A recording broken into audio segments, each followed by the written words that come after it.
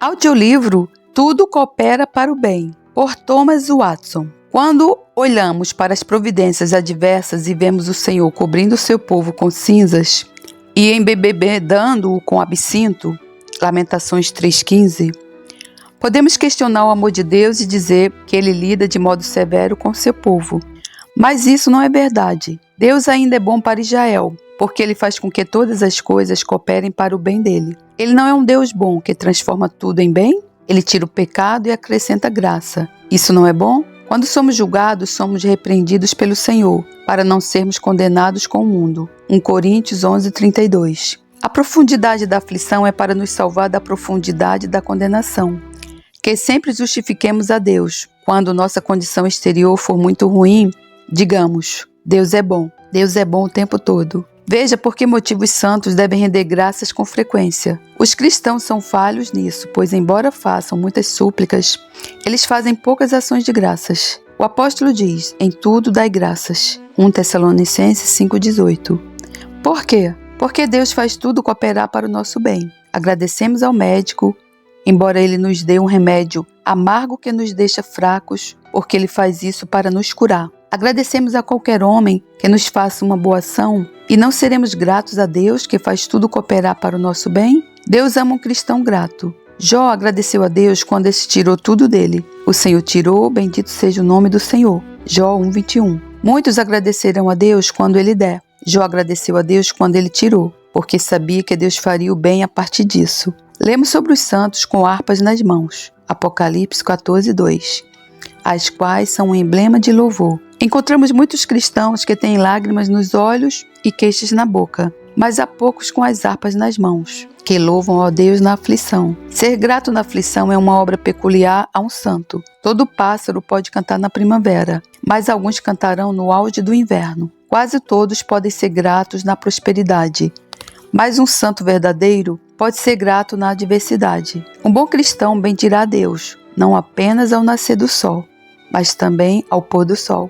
Assim mesmo, no pior dos momentos, podemos cantar um salmo de gratidão, visto que todas as coisas cooperam para o bem. Que possamos bendizer a Deus continuamente e sermos gratos àquele que age para conosco como um amigo. Pense nisto. Se as piores coisas cooperam para o bem de um crente, o que se dirá das melhores? Cristo e o céu, quanto mais cooperarão para o bem. Se a cruz tem muito de bem nela, o que terá a coroa? Se tais cachos de uvas preciosas crescem no Gólgota, quão delicioso é aquele fruto que cresce em Canaã. Se há alguma doçura nas águas de Mara, o que há no vinho do paraíso? Se a vara de Deus tem mel na ponta, o que terá o seu cetro de ouro? Se o pão da aflição tem um sabor tão bom, o que diremos do maná? Qual será o sabor do doce celeste? Se o golpe e o castigo de Deus cooperam para o bem, o que farão os sorrisos de sua face? Se tentações e sofrimentos têm alegria, o que a glória terá? Se tanto bem é extraído a partir do mal, então, que bem existe onde não há mal algum? Se as misericórdias que nos disciplinam são tão grandes, quão grandes serão as misericórdias que nos recompensam?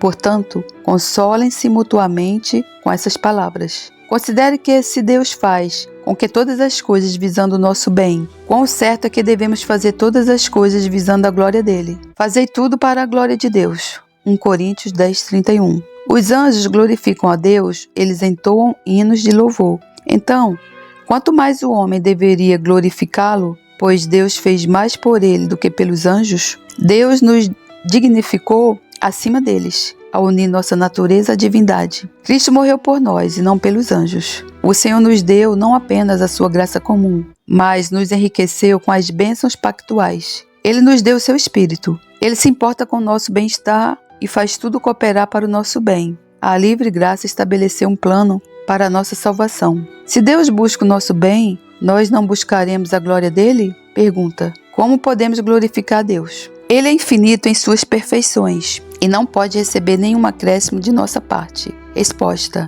é verdade que em sentido estrito não podemos dar glória a Deus, mas em sentido evangélico podemos. Quando fazemos o que podemos para exaltar o nome de Deus no mundo e para que outros tenham pensamentos elevados e reverentes sobre Deus, o Senhor interpreta isso como dar glória a Ele. Semelhantemente é dito que um homem desonra a Deus quando faz com que o nome dele seja mencionado de maneira ímpia. Devemos promover a glória de Deus de 3 maneiras. 1. Quando desejamos a glória dele, quando damos a ele o primeiro lugar em nossos pensamentos e fazemos dele o nosso fim último. Assim como todos os rios correm para o mar e todas as linhas se encontram no centro, assim também todas as nossas ações terminam e se centram em Deus. 2. Promovemos a glória de Deus sendo frutíferos na graça. Nisto é glorificado meu Pai, que deis muito fruto. João 15:8. A esterilidade desonra a Deus. Glorificamos a Deus quando crescemos em justiça como o lírio, em altura como o cedro e em fecundidade como a videira. 3. Glorificamos a Deus quando damos o louvor e a glória de tudo o que fazemos a Ele. Um rei da Suécia teve uma atitude excelente e humilde, pois ele temia que se o seu povo atribuísse a ele a glória que era devida somente a Deus, ele seria removido de sua posição antes de haver terminado o seu trabalho. Quando a minhoca de seda tece seu trabalho minucioso, ela se esconde debaixo da seda e não é vista. Quando fazemos o nosso melhor, devemos desaparecer em nossos próprios pensamentos e atribuir toda a glória a Deus. O apóstolo Paulo disse: trabalhei muito, mais do que todos eles. 1 Coríntios 15:10. Alguém poderia pensar que esse discurso parecia ser orgulhoso, mas o apóstolo tira a coroa de sua própria cabeça e a põe sobre a cabeça da livre graça. Todavia, não eu, mas a graça de Deus que está comigo. Constantino costumava escrever o nome de Cristo na porta. Deveríamos fazer o mesmo com os nossos deveres. Em vista dessas coisas, que o nosso desejo seja glorificar e louvar o nome de Deus. Se Deus busca o nosso bem, então busquemos a glória dele. Se ele faz todas as coisas convergirem para a nossa edificação, então façamos todas as coisas convergirem para a exaltação dele. Assim tratamos o suficiente do privilégio mencionado em nosso texto. Capítulo 4. O amor a Deus. Prosseguirei tratando sobre as pessoas beneficiadas com esse privilégio. Elas amam a Deus, todas as coisas cooperam para o bem daqueles que amam a Deus. Os desprezadores e os odiadores de Deus não têm parte nesse privilégio. Esse é o pão dos filhos e pertence somente àqueles que amam a Deus. Visto que o amor é o próprio coração e o espírito da religião, tratarei mais plenamente dessa questão e, para uma discussão mais aprofundada, observemos essas 5 coisas relativas ao amor de Deus. 1. A natureza do amor de Deus. O amor é uma expansão da alma, aquilo que inflama as afeições, aquilo por meio da qual um cristão anseia por Deus como bem supremo e soberano. O amor é para a alma o que o peso é para o relógio.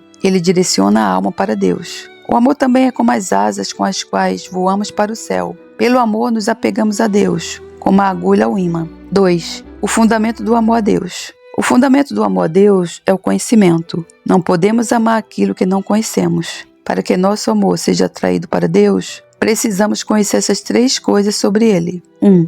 Uma plenitude. Colossenses 1:19. Ele tem uma plenitude de graça para nos purificar e uma plenitude de glória para nos coroar. Uma plenitude não apenas de suficiência, mas de abundância. Ele é um mar de bondade sem fundo e litoral. 2. Uma liberdade. Deus tem uma propensão inata para conceder misericórdia e graça. Ele as destila como o favo destila o mel. E quem tem sede, venha. E quem quiser, tome de graça a água da vida. Apocalipse 22:17. Deus não exige que tragamos dinheiro, mas apenas nossa fome. 3. Uma propriedade ou posse. Devemos saber que essa plenitude que há em Deus pertence a nós. Este Deus é o nosso Deus. Salmos 48:14. Aqui está o fundamento do amor, sua deidade e a nossa posse dela. 3. Os tipos de amor. Há 3 tipos de amor. 1. Há um amor pela apreciação. Quando atribuímos a Deus um alto valor, como o bem mais sublime e infinito,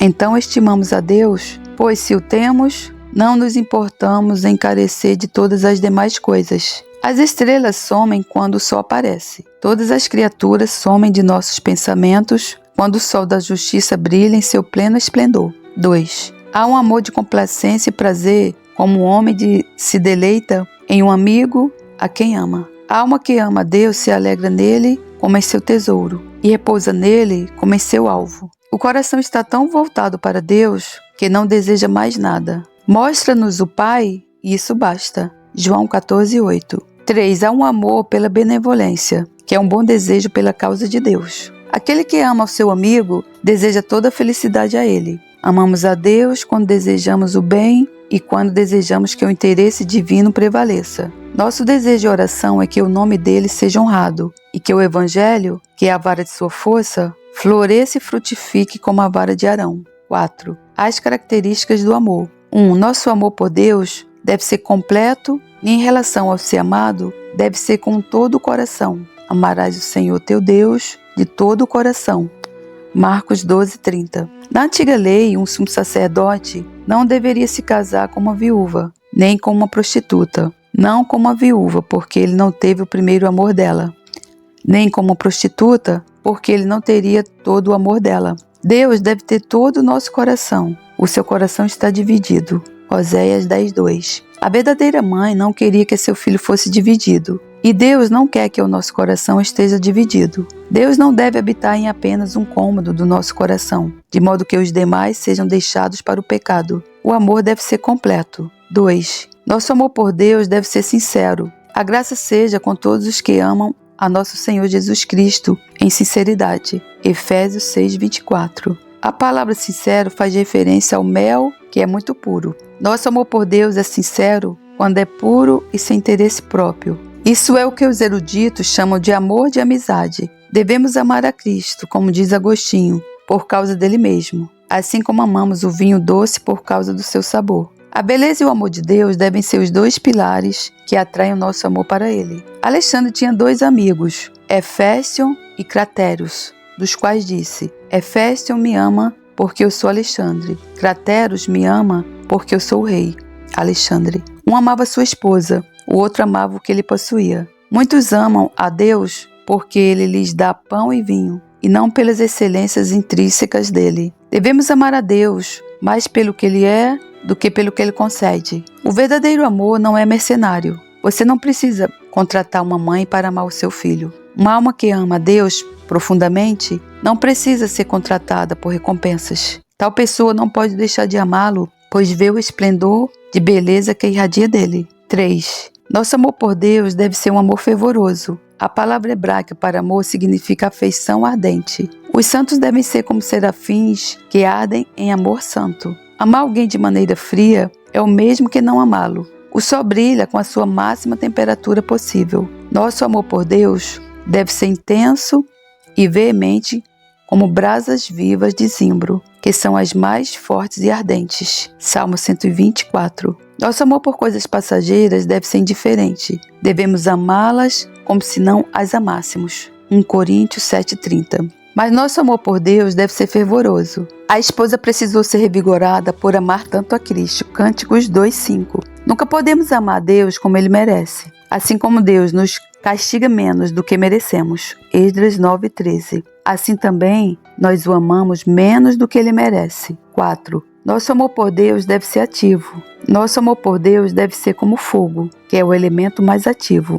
Isso é chamado de o trabalho do amor. 1 Tessalonicenses 1:3. O amor não é uma graça ociosa. A cabeça estuda sobre Deus e os pés correm nos caminhos dos seus mandamentos. O amor de Cristo nos constrange. 2 Coríntios 5:14. Pretensões de amor são insuficientes. O amor verdadeiro não é visto apenas na língua, mas nos dedos. É o trabalho do amor. Os seres vivos mencionados em Ezequiel 1:8 tinham asas, o que é um emblema de um bom cristão. Ele não tem apenas as asas da fé para voar, mas possuía mãos por debaixo das asas. Ele trabalha por amor. Ele gasta e é gasto por Cristo. 5. Nosso amor por Deus é generoso. Ele tem dádivas de amor para oferecer. 1 Coríntios 13:4. A caridade é gentil. O amor não tem apenas uma língua macia, mas um coração bondoso. O coração de Davi estava cheio de amor por Deus, e ele não queria oferecer a Deus o que não lhe custasse nada. 2 Samuel 24:24.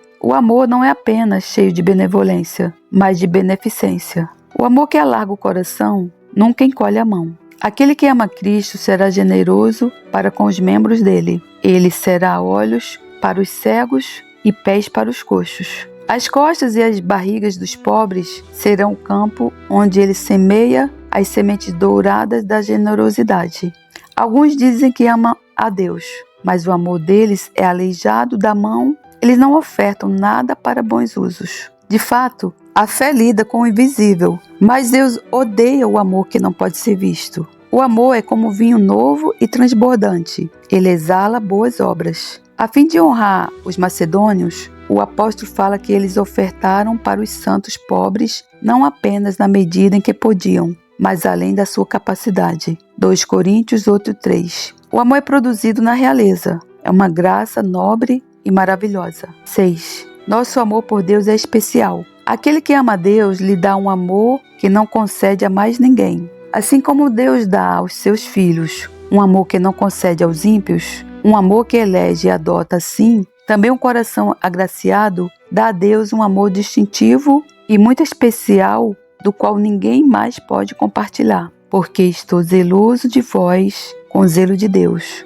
porque vos tenho preparado para vos apresentar como uma virgem pura a um marido, a saber, a Cristo. 2 Coríntios 11:2. Uma esposa casada com um marido lhe dá um amor que ela não tem por mais ninguém. Ela não compartilha o seu amor conjugal com ninguém, além do marido. Assim, um santo que é casado com Cristo lhe dá um amor especial, um amor que não compartilha com nenhum outro, a saber, um amor unido à adoração. Não apenas o amor é dado a Deus, a alma também é dada a Ele. Jardim fechado és, minha irmã, esposa minha. Cânticos 4:12. O coração de um crente é o jardim de Cristo. A flor que cresce nele é o amor misturado com a adoração divina. E essa flor é exclusiva para o uso de Cristo. A esposa guarda a chave do jardim para que ninguém possa adentrar ali senão a Cristo. 7. Nosso amor por Deus é permanente.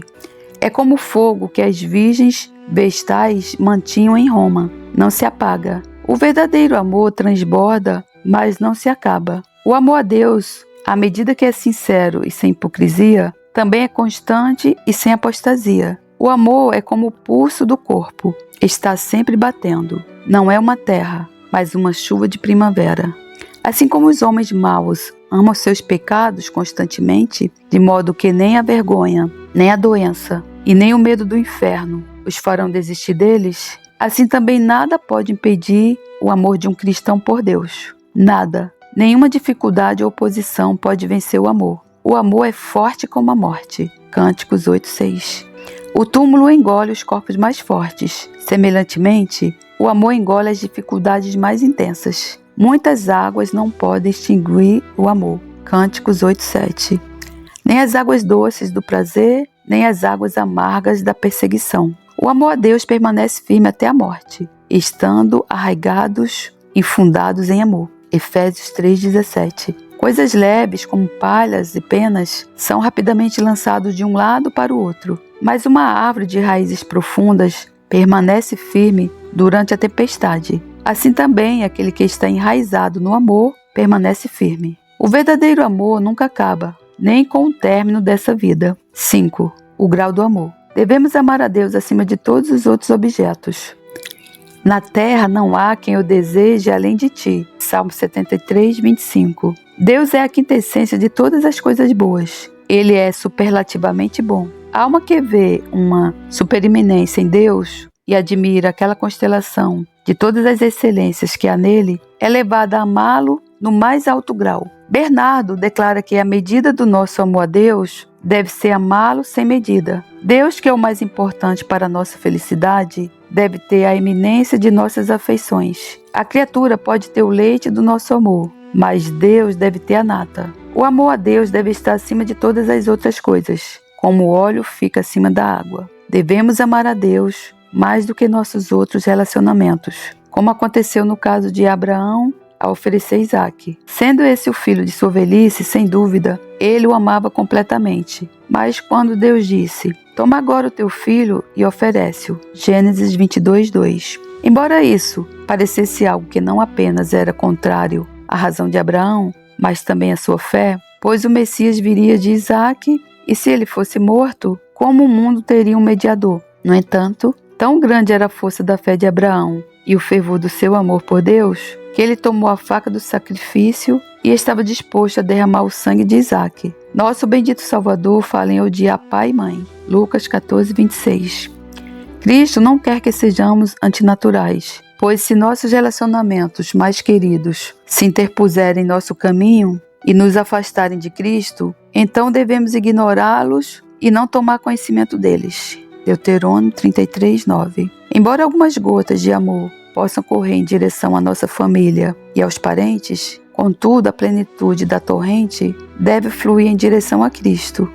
Os relacionamentos podem estar no seio, mas Cristo deve estar no coração. Devemos amar a Deus mais do que os nossos bens. Com alegria, permitistes o roubo dos vossos bens. Hebreus 10:34. Eles ficaram felizes por terem algo a perder por Cristo. Se o mundo for colocado em um prato da balança e Cristo no outro, este deve pesar mais. É assim para conosco? Deus tem um lugar mais elevado em nossas afeições? Plutarco diz: quando surgia um ditador em Roma, toda outra autoridade era suspensa por um tempo. Assim, quando o amor de Deus domina o coração, todo outro amor é suspenso e nada pode ser comparado a esse amor. Aplicação: uma forte repreensão para aqueles que não amam a Deus. Isso pode servir como uma forte repreensão para as pessoas que não têm um pingo de amor por Deus em seus corações. E existem tais criminosos vivos? Quem não ama a Deus é um animal com a cabeça de homem. Ah, miserável! Você vive em Deus todos os dias, mas não o ama? Se alguém tivesse um amigo que lhe desse dinheiro continuamente e lhe desse todo o seu sustento, ele não seria pior do que um bárbaro se não estimasse nem respeitasse esse amigo? Esse amigo é Deus. Ele lhe dá fôlego e existência. E você não o amará? Você amará o seu príncipe se ele salvar a sua vida e não amará a Deus que lhe dá a sua vida? Há algum imã tão poderoso para atrair o amor como a deidade bendita? Aquele que não é atraído pela beleza é cego. Aquele que não é atraído pelas cordas do amor é um embrutecido. Quando o corpo está frio e não tem calor, isso é um sinal de morte. Assim também o homem que não tem o calor do amor a Deus em sua alma está morto. Como alguém que não demonstra amor por Deus pode esperar ser amado por Ele? Será que Deus colocaria em seu seio uma víbora a destilar o veneno da malícia e da inimizade contra Ele? Essa repreensão pesa sobre os infiéis deste tempo, os quais estão tão longe de amar Deus que fazem tudo o que podem para mostrar o seu ódio por Ele. Publicam seus pecados como Sodoma. Isaías 3:9. Põe as suas bocas contra os céus. Salmo 73:9. Usam de orgulho e blasfêmia e desafiam a Deus abertamente. Esses são monstros da natureza, demônios em forma de homem. Que eles leiam a sua condenação. Se alguém não ama ao Senhor Jesus Cristo, seja anátema. Maranata. 1 Coríntios 16:22. Ou seja, se alguém não ama a Deus, que seja amaldiçoado por Deus, até que Cristo venha julgá-lo. Seja ele o herdeiro da maldição enquanto estiver vivo. E no terrível dia do Senhor, ouça aquela sentença de cortar o coração pronunciada contra ele. Apartai-vos de mim, malditos. Mateus 25:41. Capítulo 5. Os testes do amor por Deus. Vamos testar nós mesmos de modo imparcial para vermos se estamos entre aqueles que amam a Deus. Visto que o nosso amor será mais bem percebido pelos seus frutos, darei 14 sinais ou frutos do amor a Deus, e que é do nosso maior interesse nos examinarmos com cuidado para verificarmos se algum desses frutos cresce em nosso jardim. 1. O primeiro fruto do amor é a meditação sobre Deus. Aquele que ama está sempre pensando no objeto do seu amor. Quem ama a Deus é arrebatado e movido pela contemplação dele. Quando acordo, ainda estou contigo. Salmo 139:18.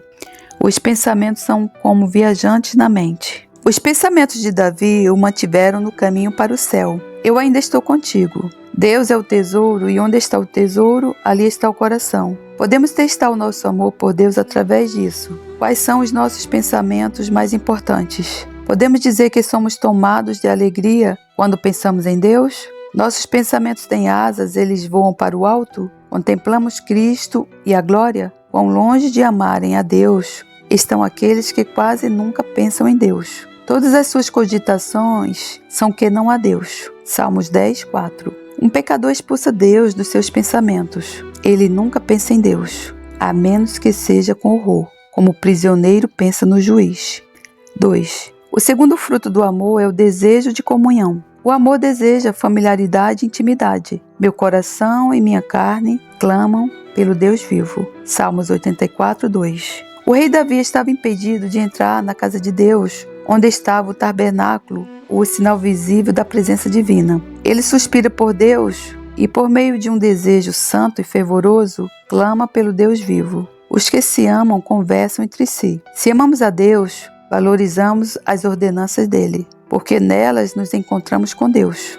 Ele fala conosco em sua palavra, e nós falamos com ele em oração. Por meio disso, podemos examinar o nosso amor por Deus. Desejamos intimidade e comunhão com ele? Os que se amam não conseguem ficar muito longe um do outro. Os que amam a Deus têm uma afeição santa e não conseguem ficar longe dele. Eles podem suportar a falta de qualquer coisa, menos da presença de Deus. Eles podem ficar sem saúde e sem amigos. Podem ser felizes ainda que não tenham uma mesa farta, mas não podem ser felizes sem Deus. Não escondas de mim a tua face, para que não seja semelhante aos que descem a cova. Salmos 143, 7. Aqueles que amam desfalecem. Davi ficava prestes a desmaiar e a desfalecer quando não tinha visão de Deus. Aqueles que amam a Deus não podem se contentar em ter as ordenanças, a menos que possam desfrutar de Deus nelas. Do contrário, seria como levar a colher à boca sem que ela contivesse mel. O que diremos àqueles que podem viver a vida toda sem Deus? Eles acham que Deus pode ser substituído por algo melhor. Eles reclamam por desejarem saúde e dinheiro, mas não desejam Deus. Os ímpios não conhecem Deus. E como podem amar aquele que não conhecem? Não, o que é pior. Eles não desejam se familiarizar com ele. E todavia dizem a Deus: retira-te de nós, porque não desejamos ter conhecimento dos teus caminhos. Jó 21:14. Os pecadores evitam o conhecimento de Deus e consideram a presença dele um fardo. Será que eles o amam? Acaso a mulher que não suporta estar na presença do seu marido o ama? 3. O terceiro fruto do amor é o lamento. Onde há amor por Deus, há um lamento por nossos pecados de indiferença contra ele. Uma criança que ama o seu pai não pode deixar de chorar por tê-lo ofendido. O coração que arde em amor se derrete em lágrimas. Como é triste o fato de eu haver abusado do amor de tão querido Salvador. Meu Senhor não sofreu o suficiente na cruz? Devo fazê-lo sofrer ainda mais? Devo dar-lhe mais fel e vinagre para beber? Quão desleal e dissimulado eu fui. Como entristeci o seu espírito. Pisoteei os seus mandamentos reais e menosprezei o seu sangue. Isso abre uma veia de tristeza piedosa e faz o coração sangrar novamente. Pedro saiu e chorou amargamente. Mateus 26:75.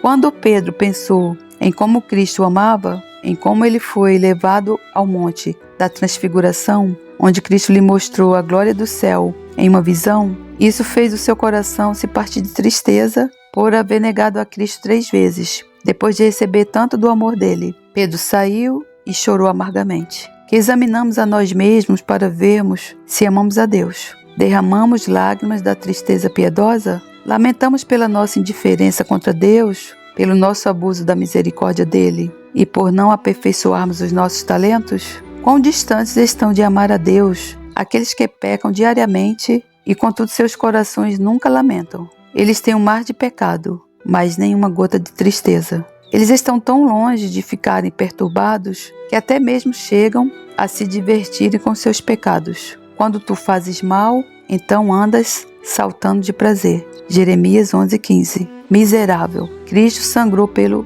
pecado e você ri dele? Tais pessoas estão longe de amar a Deus. Acaso ama o amigo aquele que ama ofendê-lo? 4. O quarto fruto do amor é a magnanimidade. O amor é corajoso, transforma a covardia em bravura. O amor fará com que alguém ouse agir em meio às maiores dificuldades e perigos. A galinha temerosa avançará sobre um cachorro ou serpente para defender os seus filhotes. O amor infunde um espírito de ousadia e de fortaleza em um cristão. Aquele que ama a Deus se levantará pela causa dele e buscará defendê-lo. Porque não podemos deixar de falar do que temos visto e ouvido. Atos 4:20. Quem tem medo de confessar a Cristo tem pouco amor por ele. Nicodemos veio escondido ter com Cristo à noite. João 3:2. Ele tinha medo de ser visto com ele durante o dia. O amor lança fora o temor, assim como o sol desfaz nevoeiros e vapores.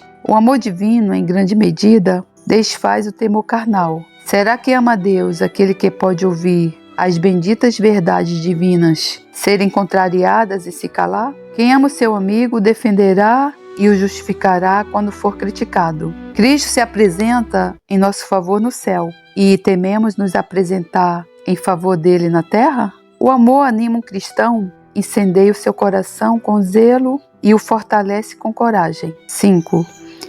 O quinto fruto do amor é a sensibilidade. Se amamos a Deus, nosso coração sofre pela desonra feita a Ele por parte de homens ímpios. Quando vemos não apenas as questões secundárias da religião, mas a moralidade, então rompida, e um dilúvio de maldade se aproximando, quando vemos os sabates de Deus profanados, seus votos violados, seu nome desonrado. Se há amor por Deus em nós, meditaremos sobre essas coisas em nosso coração. A alma justa de Ló ficava enfadada da vida dissoluta dos homens abomináveis. 2 Pedro 2,7. Os pecados de Sodoma eram como lanças perfurando a alma dele. Quão longe estão de amar a Deus aqueles que não são afetados quando Deus é desonrado. Se eles apenas puderem ter paz e bens, então não se perturbam por nada. O homem embriagado nunca se importa nem é afetado por algo, mesmo que outro homem esteja sangrando até a morte ao seu lado.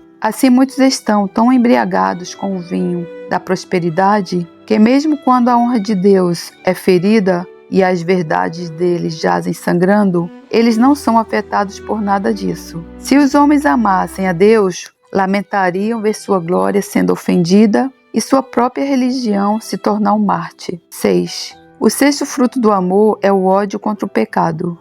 O fogo limpa a escória do metal.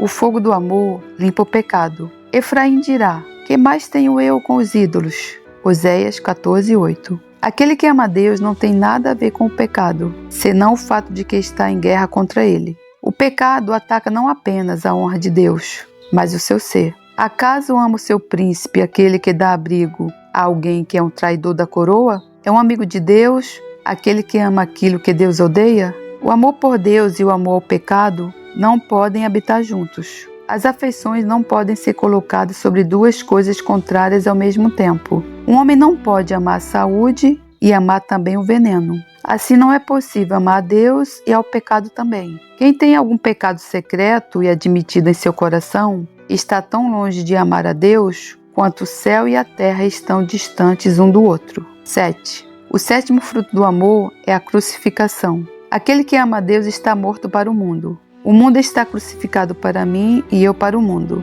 Gálatas 6,14. Estou morto para as honras e para os prazeres mundanos. Quem ama a Deus não ama demais qualquer outra coisa. O amor por Deus e o amor ardente pelo mundo são inconsistentes. Se alguém ama o mundo, o amor do Pai não está nele. 1 João 2,15. O amor por Deus engole todo outro amor, assim como a vara de Moisés engoliu as varas egípcias. Se um homem pudesse viver no sol, ele enxergaria a terra como um ponto bem pequeno. Assim, quando o coração de um homem se eleva acima do mundo em admiração e em amor por Deus, quão miseráveis e pequenas as coisas da terra lhe parecem. São como nada aos olhos dele. Havia um sinal de que os primeiros cristãos amavam a Deus. Os seus bens não estavam perto dos seus corações. Antes, eles os depositavam aos pés dos apóstolos. Atos 4:35. Teste o seu amor por Deus através disto. O que devemos pensar daqueles que nunca acham que possuem o bastante das coisas deste mundo? Eles têm uma cobiça sedenta e insaciável por riquezas, suspirando pelo pó da terra. Amós 2:7. Nunca fale do seu amor a Cristo, diz Inácio, quando você prefere o mundo ao invés da pérola de grande valor. E não há muitos que valorizam o seu ouro acima de Deus? Se eles têm uma porção de terra, não se importam com a água da vida. Eles venderiam a Cristo e uma boa consciência por dinheiro. Deus concederá o céu àqueles que o menosprezam e preferem antes o pó brilhante do que a deidade gloriosa? O que há na terra que devemos colocar os nossos corações sobre ela? É o diabo que nos faz ver o mundo através de uma lente de aumento. O mundo não tem um valor intrínseco real. Ele não passa de aparência e decepção. 8. O oitavo fruto do amor é o temor. O amor e temor piedoso se beijam. Há um temor duplo que surge do amor. um temor de desagradar. A esposa ama o marido, portanto prefere negar a si mesma do que desagradá-lo. Quanto mais amamos a Deus, mais tememos entristecer o seu espírito. Como, pois, faria eu tamanha maldade e pecaria contra Deus? Gênesis 39:9.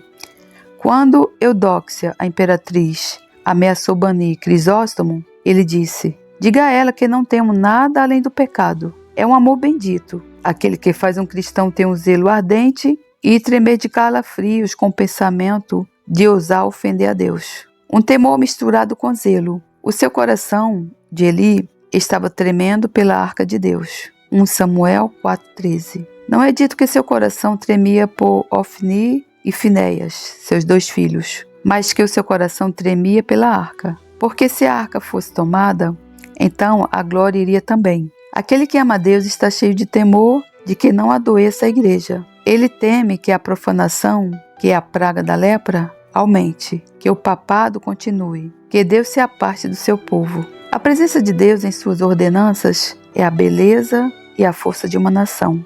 Enquanto a presença de Deus estiver com o povo, ele estará seguro. Mas a alma inflamada com amor por Deus teme que os sinais visíveis da presença de Deus sejam removidos. Testemos o nosso amor por Deus por meio dessa pedra de toque. Muitos temem que a paz e o seu trabalho sejam perdidos, mas não temem perder a Deus e o evangelho dele. Será que tais homens amam a Deus? Quem ama a Deus tem mais medo de perder as bênçãos espirituais do que as temporais. Se o sol da justiça se retirar do nosso horizonte, o que pode seguir senão as trevas? Que consolo um instrumento ou um hino pode dar se o evangelho for tirado de nós? Não seria como o som de trombeta ou uma salva de tiros em um funeral? 9. O nono fruto é este: se amamos a Deus, amamos o que Deus ama. Nós amamos a palavra de Deus. Davi estimava a palavra como sendo mais doce do que o mel, Salmo 119, 103, e mais valiosa do que o ouro, Salmo 119, 72. As linhas das Escrituras são mais ricas que as minas de ouro. Que possamos amar a palavra,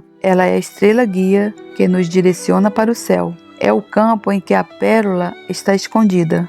Aquele homem que não ama a palavra, mas a acha muito rígida e deseja que alguma parte da Bíblia seja arrancada, como o adúltero faz com o 7º mandamento, não tem a menor centelha de amor em seu coração. Adoramos o dia de Deus, não apenas guardamos o sabá, mas amamos o sabá. Se chamares ao sábado deleitoso, Isaías 58:13.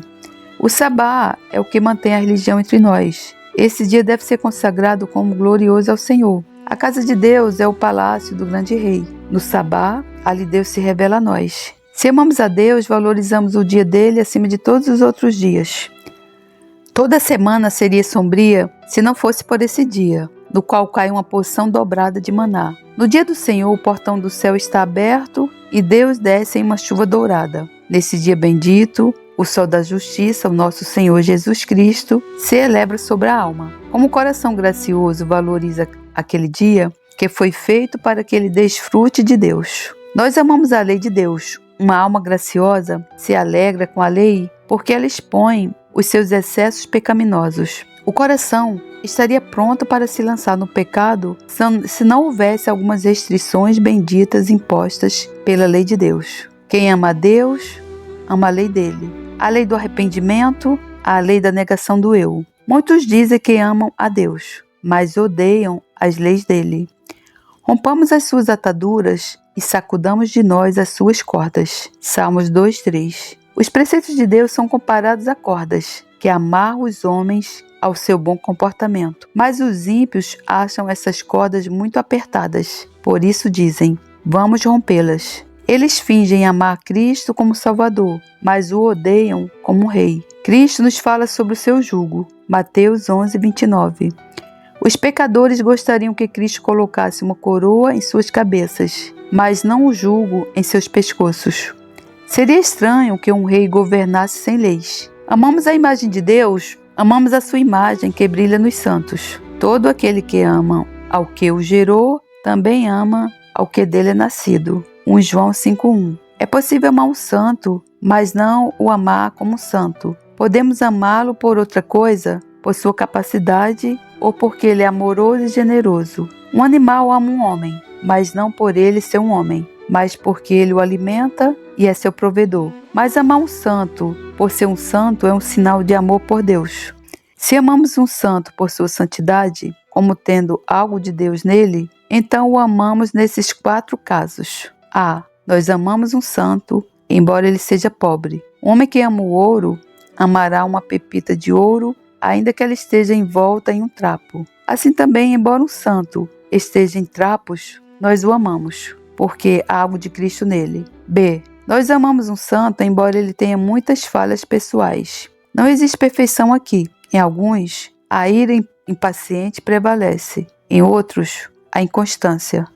E em outros ainda, amor demasiado pelo mundo. Um santo nesta vida é como uma pepita de ouro recém-encontrada. Muitas impurezas estão apegadas a ele, mas nós o amamos pela graça que há nele. Um santo é como um rosto bonito com uma cicatriz. Amamos o belo rosto da santidade, embora haja uma cicatriz nele. A melhor esmeralda tem as suas manchas, as estrelas mais brilhantes cintilam e os melhores santos têm as suas falhas. Você que não pode amar alguém por causa das suas fraquezas, então, como gostaria que Deus o amasse? Nós amamos os santos, embora em algumas coisas menores eles sejam diferentes de nós. Talvez outro cristão não tenha tanta luz quanto você, e isso pode fazê-lo errar em algumas coisas. Você o considerará como não santo, mesmo que ele tenha alcançado a mesma luz que você, onde a união nos fundamentos, deve haver união nas afeições. D. Nós amamos os santos apesar de serem perseguidos. Estimamos os metais preciosos, embora estejam na fornalha. O apóstolo Paulo trazia em seu corpo as marcas do Senhor Jesus. Gálatas 6,17. Essas marcas eram rosas, como as cicatrizes de um soldado. Devemos amar um santo tanto quando ele está em uma cadeia, como quando ele está vestido com roupas finas. Se amamos a Cristo, amamos os seus membros perseguidos. Se amamos a Deus quando amamos a sua imagem brilhando nos santos, então quão poucos são os que amam a Deus? Será que podem amar a Deus aqueles que odeiam os que são semelhantes a Ele? Será que amam a Cristo aqueles que estão cheios de espírito de vingança contra o povo dele? Como podemos dizer que a esposa ama o marido se ela rasga a foto dele? Certamente Judas e Juliano ainda não estão mortos, pois a mentalidade deles ainda está viva no mundo. Pois nesse mundo, quem são considerados culpados senão os inocentes? Que crime maior há do que a santidade, se o diabo pode estar no júri? Os homens ímpios parecem ter grande reverência aos santos que partiram. Eles canonizam santos mortos, mas perseguem os santos vivos. Em vão os homens recitam o credo dos apóstolos e dizem ao mundo que creem em Deus, quando abominam um dos artigos do credo, a saber, a comunhão dos santos. Certamente não há uma evidência maior de que um homem está prestes a ir para o inferno do que isto. Ele não apenas carece da graça, mas a odeia. 10. O 10º fruto desse bendito amor é ter bons pensamentos sobre Deus. Quem ama o amigo interpreta o que o amigo faz de melhor forma possível. O amor não suspeita mal. 1 Coríntios 13:5. A malícia interpreta tudo no pior sentido. O amor interpreta tudo no melhor sentido. O amor é um excelente comentarista da providência. Ele não suspeita mal. Quem ama a Deus tem uma boa opinião sobre ele. Embora o Senhor o aflija severamente, a alma considera tudo como bom. Essa é a linguagem de um espírito gracioso. Meu Deus vê que coração duro eu tenho. Portanto, Deus tem me feito passar por uma aflição após a outra, para quebrantar o meu coração. Ele sabe o quanto estou cheio de males e de enfermidades. Logo drena meu sangue para salvar minha vida. Essa providência severa mortifica alguma corrupção ou exercita alguma graça. Quão bom é Deus que não me deixa ficar tranquilo em meus pecados, mas fere o meu corpo para salvar minha alma. Assim, quem ama a Deus considera tudo como bom. O amor nos concede uma admiração sincera por todas as ações de Deus. Você que é capaz de murmurar contra Deus, como se ele tivesse feito algum mal, seja humilhado por isso. Diga a si mesmo: se eu amasse mais a Deus, teria melhores pensamentos sobre ele. É Satanás quem nos faz ter bons pensamentos sobre nós mesmos e pensamentos ruins sobre Deus. O amor considera tudo da melhor forma. Ele não suspeita mal.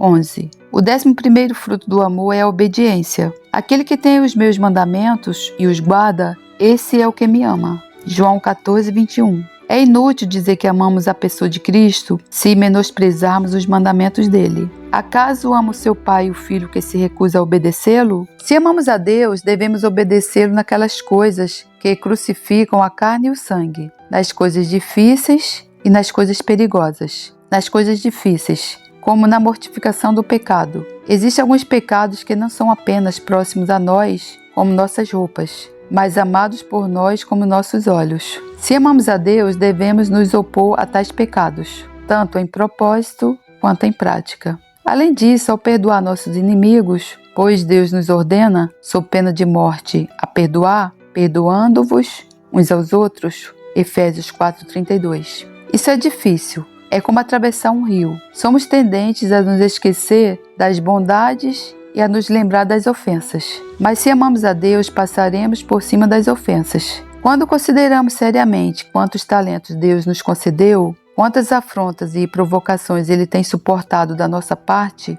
então isso nos faz concordar com Ele e nos esforçar para preferir relevar uma ofensa do que partir para uma retaliação. Em coisas perigosas, quando Deus nos chama a sofrer por Ele, devemos obedecê-lo. O amor fez Cristo sofrer por nós. O amor foi a corrente que o prendeu à cruz. Então, se amamos a Deus, estaremos dispostos a sofrer por Ele. O amor tem uma característica estranha. Em um aspecto, é a graça que menos tolera, e em outro, é a graça mais tolerante. É a graça que menos tolera em um sentido. Não permitirá que o pecado conhecido esteja na alma sem arrependimento. Não admitirá que sejam feitas ofensas e desonras contra Deus. Logo, é a graça que sofre menos. No entanto, é a graça que mais tolera. Suportará reprovações, grilhões e prisões por amor de Cristo. Porque eu estou pronto, não só a ser ligado, mas ainda a morrer em Jerusalém pelo nome do Senhor Jesus. Atos 21:13. É verdade que nem todo cristão é um mártir, mas ele tem o espírito de um mártir. Ele diz como Paulo: estou pronto não só a ser ligado. Ele tem disposição de sofrer, se Deus o chamar a isso. O amor elevará os homens acima de suas próprias forças. Tertuliano observa o quanto os pagãos têm sofrido por amor aos seus pais. Se a água da fonte da natureza jorra tão alto, certamente a água da fonte da graça irá além. Se o amor ao seu país leva os homens a sofrerem, muito mais devemos amar a Cristo. O amor suporta todas as coisas. 1 Coríntios 13:7. Basílio fala sobre uma virgem condenada ao fogo, que quando lhe foi oferecida a vida e bens, se ela se prostrasse diante do ídolo, respondeu: que a vida e o dinheiro se vão e seja bem-vindo Cristo. Foi um discurso nobre e zeloso, o de Inácio. Deixe-me ser triturado pelos dentes de animais selvagens, para que eu seja o trigo puro de Deus. Como a afeição divina conduziu os primeiros santos acima do amor à vida e do temor da morte. Estevão foi apedrejado, Lucas foi enforcado em uma oliveira e Pedro foi crucificado em Jerusalém de cabeça para baixo. Esses heróis divinos estavam dispostos a sofrer para que o nome de Deus não fosse desonrado pela covardia deles. Como Paulo estimava a corrente que ele usava por Cristo. Crisóstomo diz que o apóstolo se gloriava nela como uma mulher que se orgulha de suas joias. E o Santo Inácio usava os seus grilhões como se fosse uma pulseira de diamantes, não aceitando seu livramento. Hebreus 11:35. Eles se recusavam a sair da prisão em condições pecaminosas. Preferiram a sua inocência em vez de sua liberdade. Vamos testar o nosso amor a Deus através disto. Temos o espírito de um mártir? Muitos dizem que amam a Deus, mas como isso é evidenciado? Eles não renunciarão ao mínimo conforto, nem sofrerão a menor cruz por causa dele. Se Jesus Cristo nos dissesse: eu amo, você é um dos meus amados, mas não posso sofrer e não posso dar a minha vida por você, nós questionaríamos o amor dele. E Cristo não deve suspeitar de nós quando fingimos amá-lo e contudo não suportamos nada por ele? 12. O 12º fruto é este: quem ama a Deus buscará fazê-lo parecer glorioso aos olhos dos outros. Os que amam elogiarão e falarão sobre a amabilidade das pessoas a quem amam. Se amamos a Deus, contaremos sobre as suas excelências para que possamos engrandecer o seu nome e estima e induzir outros a se encantarem por ele. O amor não pode ficar calado. Seremos como muitas trombetas, anunciando a liberdade da graça de Deus, a transcendência do seu amor e a glória do seu reino. O amor é como fogo, onde queima no coração e rompe nos lábios. Será gracioso louvar a Deus. O amor precisa ser manifestado. 13. O 13º fruto do amor é desejar a volta de Cristo. Desde agora, a coroa da justiça me está guardada, a qual o Senhor, justo juiz, me dará naquele dia. E não somente a mim, mas também a todos os que amarem a sua vinda. 2 Timóteo 4:8. O amor deseja união. Aristóteles dá a razão. A alegria flui da união. Quando nossa união com Cristo for perfeita em glória, nossa alegria será plena. Quem ama Cristo ama a vinda dele. A vinda de Cristo será feliz para os santos. Por ora, já é muito reconfortante quando ele se apresenta em nosso favor como advogado. Hebreus 9:24. Mas sua vinda futura será infinitamente melhor, quando ele vier para nós como nosso marido. Naquele dia, ele nos concederá 2 joias: seu amor, um amor tão grande e surpreendente que é melhor sentido do que expresso, e a sua semelhança. Sabemos que quando ele se manifestar, seremos semelhantes a ele. 1 João 3:2. E a partir de ambos, amor e semelhança, uma alegria infinita fluirá para a alma. Não é de admirar, então, que quem ama Cristo anela pela vinda dele. O Espírito e a noiva dizem que vem, Maranata, ora vem, Senhor Jesus. Apocalipse 22:17-20. Que testemos o nosso amor por Cristo através disso. O homem ímpio condena a si mesmo. Ele tem medo da vinda de Cristo e deseja que ele nunca apareça. Mas os que amam a Cristo se alegram em pensar em sua vinda nas nuvens. Então, eles serão libertados de todos os seus pecados e temores. Serão absolvidos diante de homens e anjos e serão para sempre conduzidos para o paraíso de Deus. 14. O amor nos fará dispostos a realizar as atividades mais simples. O amor é uma graça humilde. Não se ensoberbece, mas anda humildemente. Se inclina e se submete a qualquer coisa que possa servir a Cristo. Como vemos no caso de José de Arimateia e de Nicodemos. Ambos eram pessoas honradas. Um deles cuidou do corpo de Cristo com as suas próprias mãos, e o outro o embalsamou com fragrâncias preciosas. Pode parecer demais que pessoas nobres se enganjem nesse serviço, mas o amor as levou a fazê-lo. Se amarmos a Deus, não acharemos que nenhuma obra seja humilde demais para nós, caso possamos ajudar algum membro de Cristo através dela. O amor não é melindroso. Ele visitará os doentes, aliviará os pobres e lavará as feridas dos santos. A mãe que ama seu filho não é tímida. Ela fará coisas por seu filho que outros evitariam fazer. Aquele que ama a Deus se humilhará no serviço mais humilde de amor por Cristo e por seus membros. Esses são os frutos do amor por Deus. Felizes são aqueles que podem encontrar esses frutos, os quais são tão estranhos à sua natureza, crescendo em suas almas. Eita glória, Senhor Jesus! Louvado seja o teu nome, Senhor. Que ensino esplendoroso, magnânimo, Senhor. Que ensino abençoador, meu Deus. Eu não tenho palavras, Senhor, para te agradecer por esse ensino. Parece mais uma poesia falada por Deus, que mistura a Bíblia, a natureza de Deus, a criação de Deus, a palavra de Deus, a soberania de Deus, o amor de Deus, a misericórdia de Deus, a graça de Deus. Meu Deus, que ensino é esse, Senhor? Que esse ensino, Senhor, possa abençoar não só a minha vida, edificar não só a minha vida, como a vida de todas aquelas pessoas que escutarem esse áudio. Irmão, eu deixo uma pergunta para você. O que você está disposto a fazer pelo nosso Senhor Jesus Cristo? Como está a tua vida com Cristo, irmão? Ou você, irmão, é aquele crente que ninguém nem sabe que você é crente? Se você for esse crente, irmão, que tem vergonha de proclamar a palavra de Deus, de demonstrar Jesus na tua vida, de dar o testemunho do que Jesus fez na tua vida, no trabalho, em casa, seja onde for, onde você estiver,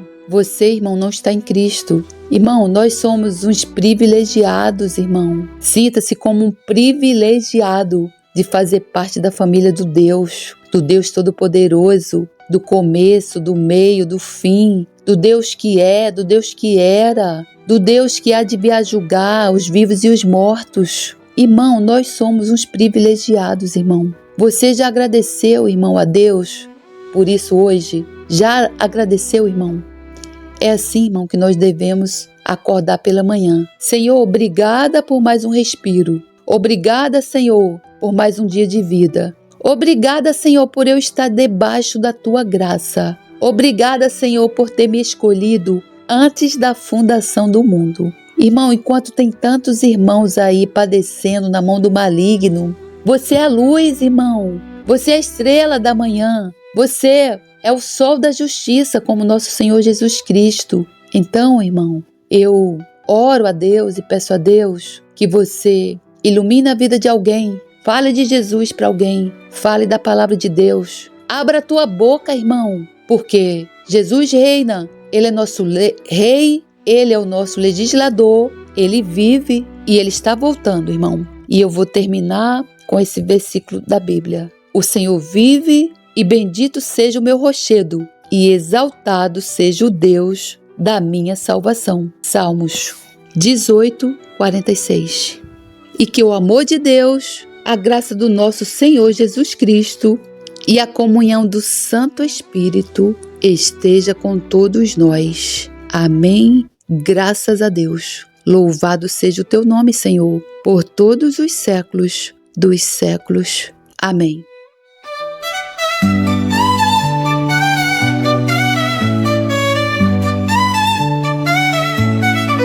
Louvai ao Senhor, bem-aventurado o homem que teme ao Senhor, que em seus mandamentos tem grande prazer. A sua semente será poderosa na terra, a geração dos retos será abençoada. Prosperidade e riquezas haverá na sua casa, e a sua justiça permanece para sempre. Aos justos nasce luz nas trevas, Ele é piedoso, misericordioso e justo. O homem bom se compadece e empresta, disporá as suas coisas com juízo, porque nunca será abalado. O justo estará em memória eterna, não temerá maus rumores. O seu coração está firme, confiando no Senhor. O seu coração está bem confirmado. Ele não temerá até que veja o seu desejo sobre os seus inimigos. Ele espalhou, deu aos necessitados. A sua justiça permanece para sempre, e a sua força se exaltará em glória. O ímpio verá e se entristecerá, rangerá os dentes e se consumirá. O desejo dos ímpios perecerá.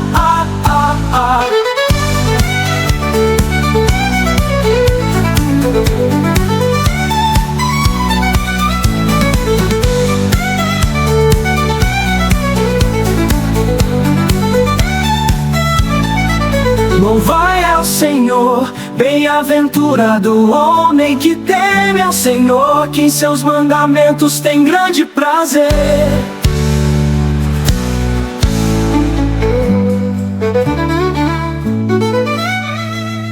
A sua semente será poderosa na terra, a geração dos retos será abençoada. Prosperidade e riquezas haverá na sua casa, e a sua justiça permanece para sempre.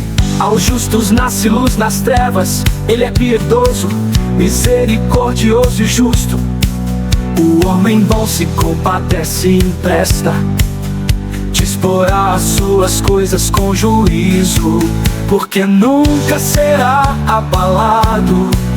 O justo estará em memória eterna, não temerá maus rumores. O seu coração está firme, confiando no Senhor. O seu coração está bem confirmado, ele não temerá, até que veja o seu desejo sobre os seus inimigos. Ele espalhou, deu aos necessitados, a sua justiça permanece para sempre, e a sua força se exaltará em glória.